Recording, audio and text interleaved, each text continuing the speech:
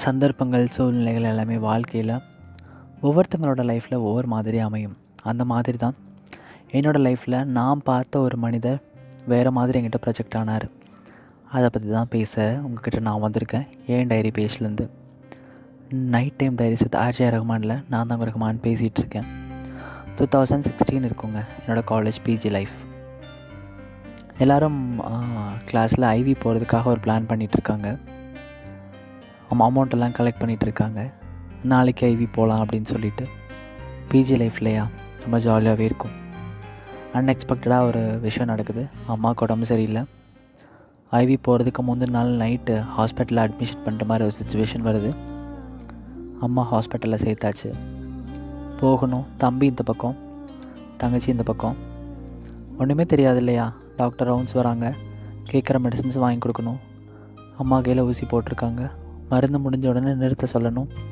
பணம் கட்ட சொல்லும் போது பணம் கட்டணும்.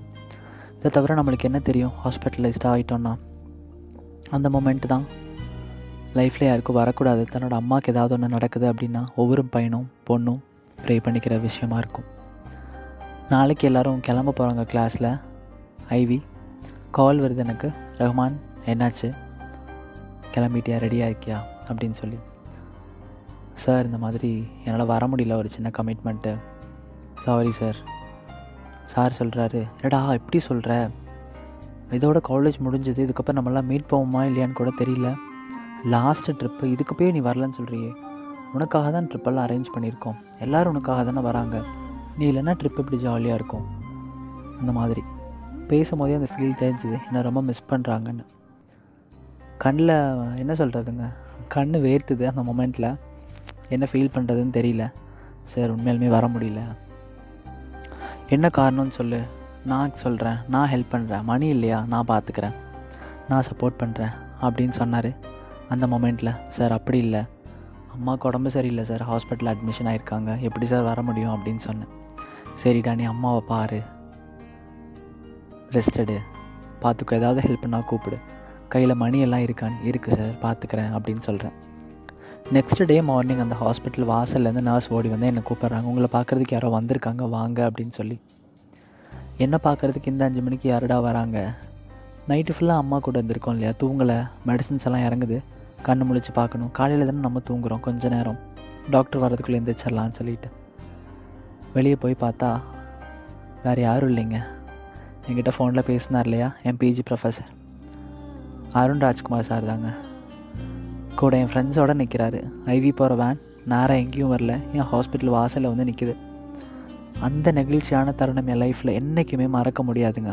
என் ஃப்ரெண்ட்ஸாக இருக்கட்டும், என் ப்ரொஃபஸராக இருக்கட்டும், அன்னைக்கு அவரை நான் பார்த்த ஒரு விதம் இருக்கு இல்லையா என் லைஃப்பில். என் கூட பிறக்காத ஒரு அண்ணனாக என் கூட நின்று சப்போர்ட் பண்ணார். என்னடா இந்த விஷயத்த சொல்ல மறைச்சிட்டியே, இதெல்லாம் சொல்ல வேண்டிய விஷயம் இல்லையா, நாங்கள் என்ன அந்தளவுக்கு ஜாலியாக என்ஜாய் பண்ணிட்டு போகிறதுக்காக வந்தோம், உன்னை விட்டுட்டு எங்களுக்கு என்ன என்ஜாய்மெண்ட் அப்படின்னு சொல்லி அந்த டே ஃபுல்லாக என் கூட ஸ்பெண்ட் பண்ணாங்க. நான் ரிலாக்ஸ் ஆனதுக்கப்புறம் நான் சொல்லி அனுப்பினேன், சார் போயிட்டு வாங்க, நான் நல்லா தான் இருக்கேன், நெக்ஸ்ட் டைம் போகலாம், ஃப்ரெண்ட்ஸ் எல்லாம் மிஸ் பண்ணுவாங்க, ஃபீல் பண்ணிட போகிறாங்க சார், எனக்காக ஏன் சாக்ரிஃபைஸ் பண்ணுறீங்கன்னு சொல்லி நான் அனுப்பி வச்சேன். அந்த மொமெண்ட் அந்த PG professor Arun Rajkumar sir ப்ரொஃபஸராக இருந்தவர் என் லைஃப்பில் ஒரு ஃப்ரெண்டாகவும், ஒரு நல்ல அண்ணாவும், ஒரு நல்ல சகோதரராக, ஒரு நல்ல வெல்விஷராக எனக்கு தெரிஞ்சார். இன்ன வரைக்கும் எனக்கு சப்போர்ட் பண்ணி ஒவ்வொரு மொமெண்ட்லேயுமே என்னை தூக்கி விட்டுட்டுருக்கிற அவர் தான் இன்றைக்கி நான் யோசித்து பார்த்த ஒரு இன்ஸ்பயரான பர்சன்னு சொல்லலாம். இந்த மாதிரி உங்களோட லைஃப்லேயும் நிறைய பேர் இன்ஸ்பிரேஷனாக இருக்கலாம். உங்கள் டைரி பேஜை நான் படிக்கணும் நீங்கள் விரும்பினா தாராளமாக காண்டாக்ட் பண்ணலாம். Night time diaries with RJ Rahman பேஜை ஃபாலோ பண்ணுங்கள். உங்கள் டைரி பேஜ் என் கூட ஓப்பன் பண்ணிக்கோங்க.